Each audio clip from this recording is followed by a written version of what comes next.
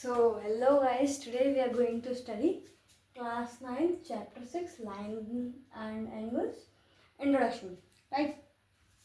So, lines and angles. Lines and angles are nothing but combination of two lines forms an angle. Combination of two lines forms an angle. इधर भी angle बनना है, इधर भी angle बनना है, इधर भी एंगल बनना है, इधर भी एंगल बनना है. So we are going to study about these angle in this chapter. Okay. तो सबसे पहले हम इंट्रोडक्टरी पार्ट कर रहे हैं आज ना इस चैप्टर का. तो सबसे पहले इंट्रोडक्शन में आप ये देख लीजिए कि सबसे पहले हमारे पास आता है सबसे छोटा एंगल. सबसे छोटा एंगल कौन सा होगा? सबसे छोटा एंगल होगा एक्यूट एंगल. एक्यूट मतलब छोटा. तो सबसे पहले एक्यूट एंगल क्या होगा? Acute angle. इसकी डेफिनेशन क्या होती है? Angles which are less than 90 degree. Angles which are less than 90 degree are called acute angles. Are called acute angles. उसके बाद जो एंगल्स 90 डिग्री के होते हैं ये कहते हैं, जो एंगल्स 90 डिग्री के होते हैं उन्हें कहते हैं राइट एंगल. उन्हें क्या कहते हैं? Right angle. क्या कहते हैं? Right angle. Right angle. कोई जो राइट एंगल से बड़े होंगे, right angle is equals to 90 degree. कोई एंगल्स जो 90 डिग्री से बड़े होंगे, 90 डिग्री से जैसे बड़े हुए तो उन्हें क्या कहेंगे? उन्हें कहेंगे ऑब्ट्यूस एंगल. क्या कहेंगे? Obtuse angle. ऑब्ट्यूस एंगल जो कि 90 से बड़े होते हैं और 180 से छोटे होते हैं. ठीक है ना? जो 90 से बड़े होते हैं और 180 से छोटे होते हैं. ठीक है. अब एकदम 180 है तो एकदम स्ट्रेट है तो इसे क्या बोलेंगे? इसे बोलेंगे हम स्ट्रेट एंगल. इसे बोलेंगे स्ट्रेट एंगल. Straight angle.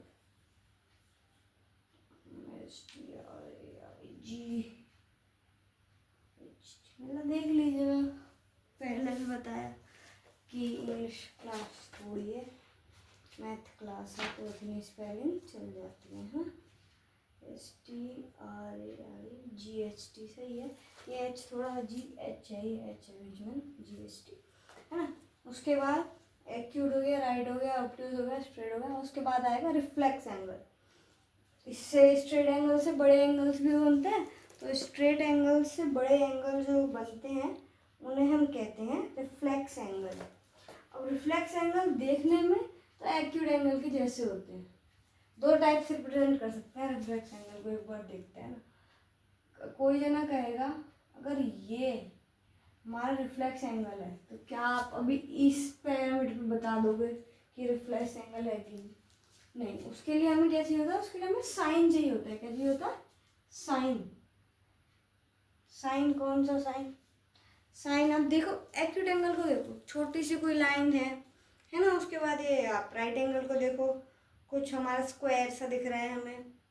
उसके बाद ऑब्ट्यूस को देखिए, ऑब्ट्यूस में भी कुछ सेमी सर्कल से थोड़ा सा कम दिख रहा है. और स्ट्रेट में तो हमारा पूरा सेमी सर्कल है ही है ना. तो ये जो रिफ्लेक्स एंगल होता है इसे देख के हम इसमें है ना ऐसे ही बता सकते हैं. अगर ऐसे कर दिया तो ये तो एक्यूट बन जाएगा, लेकिन इसको ऐसे कर दिया मतलब उतने हिस्से को छोड़ के तो ये क्या बन जाता है? ये बन जाता है रिफ्लेक्स एंगल. Reflex angle.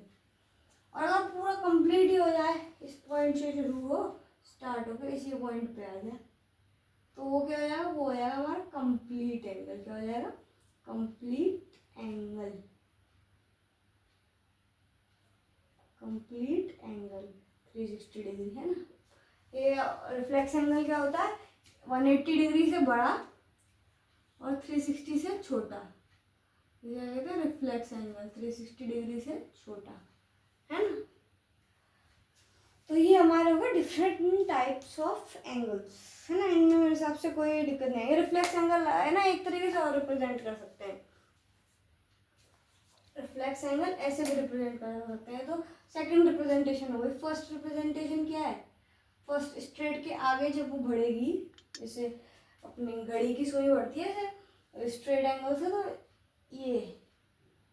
ये है ना, ये ऐसे, इसको भी हम क्या बोलेंगे? Reflex angle. क्या बोलेंगे? Reflex angle. दो तरीके से रिप्रेजेंटेशन है। वो वाली है ना ज़्यादा हमें फाइंड मिलती है, मतलब जैसे कोई भी चीज़ हम ढूंढते हैं मतलब बुक्स में, तो ये वाली रिप्रेजेंटेशन में ज़्यादा मिलती है ना। अब कुछ और टर्मिनोलॉजी समझते हैं बिफोर गोइंग टू एक्सरसाइज 6.1, है ना। शॉर्ट टर्मिनोलॉजी समझते हैं। ये सब तो हो गया। थोड़ा सा और जो हमें क्वेश्चन सॉल्व करने में चीज़ें हेल्प करें वो समझते हैं ना।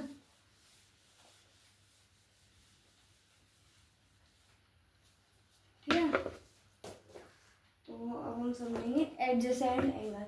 एडजेसेंट मतलब आसपास, मतलब पड़ोसी। एडजेसेंट मतलब आसपास, है ना।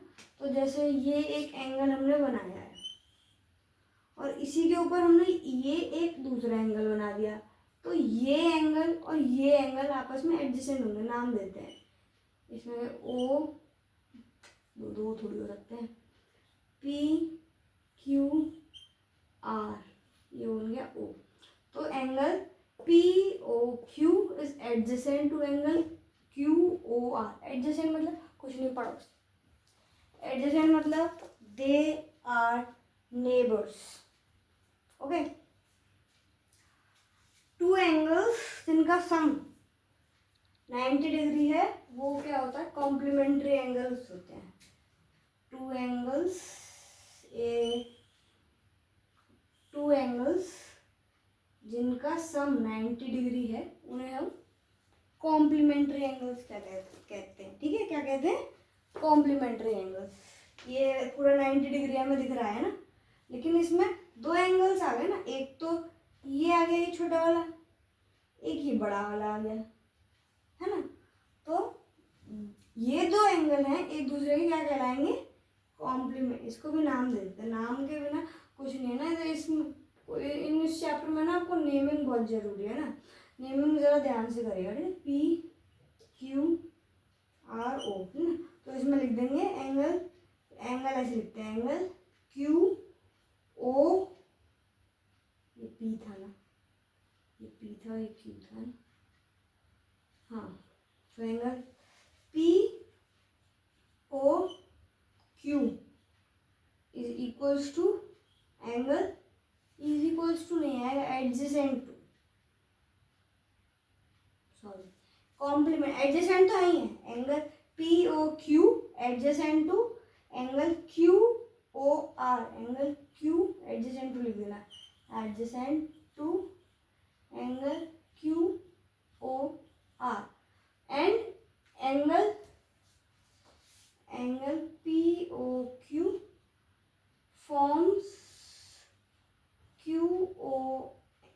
forms complementary with angle QOR। समझे? अब कॉम्प्लीमेंट्री हो गया। अब सप्लीमेंट्री समझते हैं। सप्लीमेंट्री मतलब दो एंगल्स जिनका सम 180 डिग्री आ रहा है। ये हमारी स्ट्रेट लाइन है, स्ट्रेट लाइन हमारी 180 डिग्री की होती है ना। ये हमारी स्ट्रेट लाइन है, स्ट्रेट लाइन हमारी 180 डिग्री की होती है ना। अब ये, लेकिन इस पर मैंने ये ड्रॉ कर दिया, तो अब इसका नाम लेते हैं ए ओ बी सी, है ना। तो अब angle A O C forms, ये तो हमारे पास क्या था? कॉम्प्लीमेंट्री, 180 फॉर्म हो रहा है, तो क्या हुआ? Angle A O B, angle A O C form supplementary with angle B O C. और एडजेसेंट कौन कौन से एंगल है? Angle A O C adjacent to angle B O C. समझे? समझिए, एडजेसेंट मतलब पड़ोसी, कॉम्प्लीमेंट्री मतलब 90 डिग्री, सप्लीमेंट्री मतलब 180 डिग्री। ठीक है ना। अब दो चीज़ और समझते हैं, एक लीनियर पेयर और एक वर्टिकली अपोजिट एंगल, है ना। ठीक है, लीनियर पेयर मतलब बहुत ईजी है, लोग इसे कॉम्प्लिकेट करते हैं। Linear pair simply means 180 degree. जैसे कि मतलब आपको मैंने अभी बताया कि ए ओ सी और बी ओ सी, ये अभी मैंने आपको बताया कि ये होते हैं सप्लीमेंट्री। क्या होते हैं? सप्लीमेंट्री, है ना। और यही एंगल्स हमारे लीनियर पेयर कहलाएंगे। लीनियर पेयर मतलब, लीनियर पेयर सिंपली मीन्स जैसे मैंने कहा 180 डिग्री, दो एंगल, एंगल से ज़्यादा भी हो सकता है, लेकिन वो है ना स्ट्रेट लाइन पे 180 डिग्री बना रहे हैं, तो that are called linear pair. Okay, linear pair के बाद आपके पास ये रह गया वर्टिकली अपोजिट एंगल्स। दो लाइन है आपस में एक दूसरे को काट रही हैं, ठीक है, तो ये क्या हो गया? ये vertically opposite angle. Angle A इसे कहते हैं एंगल ए, इसे कहते हैं एंगल बी। सो वर्टिकली अपोजिट एंगल, ये एंगल इसे कहते हैं एंगल सी, इसे कहते हैं एंगल डी। सो वर्टिकली अपोजिट एंगल्स की ये खास बात होती है कि आपस में है ना वो दोनों एक दूसरे को इक्वल में कट करते हैं, समझे। ये वर्टिकली अपोजिट एंगल्स तब फॉर्म होते हैं जब दो लाइन आपस में इंटरसेक्ट करती हैं, और जब दो लाइन आपस में इंटरसेक्ट कर रही हैं तो अगर वो एंगल एक दूसरे के अपोजिट हैं तो उन्हें क्या कहते हैं? Vertically opposite angles. They are equal, vertically opposite angles are equal. दो पेयर ऑफ लाइन चार एंगल्स बनाती है, इनमें से दो इक्वल होते हैं, ठीक है। ठीक है, दैट्स ऑल फॉर इंट्रोडक्शन। अब हम एक्सरसाइज 6.1 में मिलेंगे। Thank you, catch you up in the next one. Tata. If you like the content, do not forget to like, share and subscribe. Thanks for watching.